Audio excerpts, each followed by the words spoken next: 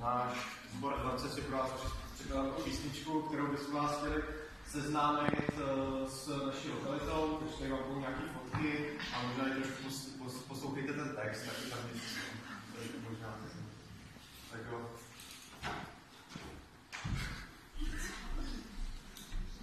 Po večerech s děvčaty často vedu debaty. O tom zda má kráva právo na pořádnou pastvinu. To slunci je nešťastná, přesto hledá cestu venku. Probíhá kupují vážiny. Pastviny jim nesvědčí, že to tu vylepší. Stromy v krajině jsou vždycky fajn. A rozvolníme koryta, se může volit líkat. Ze slov celé rodiny, propojení králiny.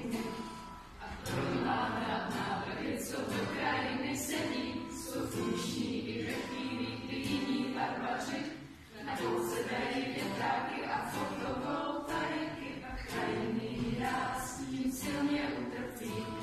A taky na workshopu jsme tu rádi, taky trochu mocem, mohli být prima, ale teď prší sněží a je nám fakt zima. Na životí svobodě celkem mě baví, chodit hore domů, hlavně že jsme spolu, jsme na vlastní pěst. Workshop je the best, workshop je the best, workshop je the best.